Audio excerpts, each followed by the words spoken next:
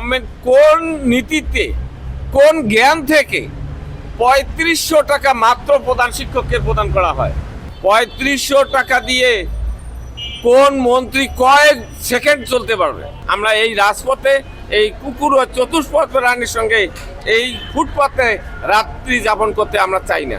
Government আমাদেরকে আসতে বাধ্য করতেছে, কারণ গভর্নমেন্ট আমাদের জমি সংক্রান্ত ব্যাংক ব্যালেন্স, স্টুডেন্ট ভর্তি, স্টুডেন্টের উপবৃত্তি সব কিছু দিচ্ছে।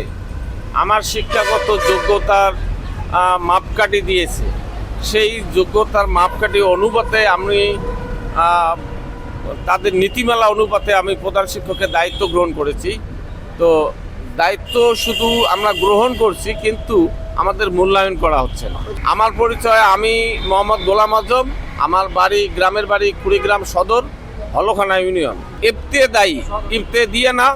ইবতেদায়ী প্রাথমিক স্তর, মাদ্রাসা শিক্ষার প্রাথমিক স্তর।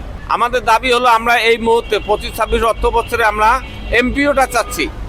এমপিও যেটা বারবার আমাদেরকে আশ্বস্ত করছে, গভর্নমেন্ট আশ্বস্ত করছে বিদায় গভর্নমেন্ট আমাদেরকে কারিকুলাম নীতিমালা সব কিছু দিয়েছে, তারই আলোকেই আমরা এখানে আসছি। এটা 100%।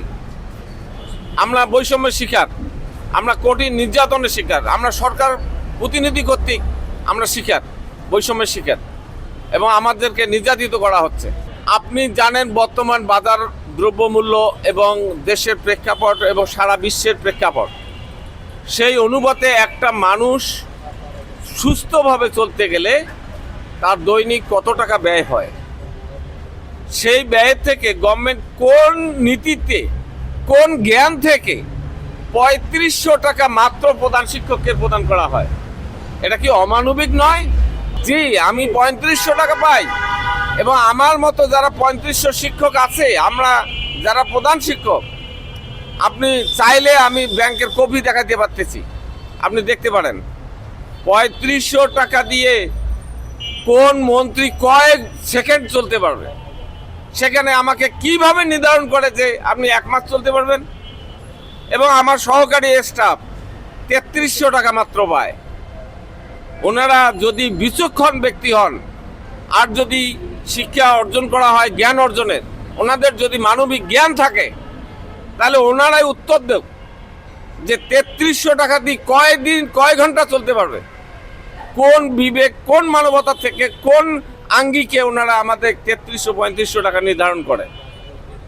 যা আজকে আমাদের মুসলিম রাষ্ট্রে আমরা 98% মুসলমান দেশ, 2% অন্য ধর্মের লোক, সেখানে আমাদের আজকে এই ইসলাম শিক্ষার আমরা যারা কর্ণধর, আমরা যারা জন্মলগ্ন থেকে শিক্ষা দেই, হাতে কলমের শিক্ষা দেই, এবং ছোটতে কোমলমতি অবস্থায় আমরা যাদেরকে জ্ঞান দেই, বৈষম্য করা যাবে না, অন্যায় করা যাবে না, ক্ষতি করা যাবে না, সৎভাবে চলতে হবে, তাহলে এইগুলো কি আমাদের শিক্ষা দেওয়াটা অন্যায়? যদি অন্যায় হয়ে থাকে, তাহলে আপনি ন্যায়টা চালান, আমাদেরটা বন্ধ করে দেন। আমরা এই রাজপথে এই কুকুর ও চতুষ্পদ প্রাণীর সঙ্গে এই ফুটপাতে রাত্রি যাপন করতে আমরা চাই না। 23 তারিখের 12টার মধ্যে আমাদেরকে এমপিও গেজেট প্রকাশ করতে হবে। যদি এমপিও গেজেট প্রকাশ না করে, আমরা আমাদের নীতি নির্ধারকদের নিয়ে বসবো, এবং আগামীকালকে আমরা কঠিন কর্মসূচি সকাল 10টায় ঘোষণা করব।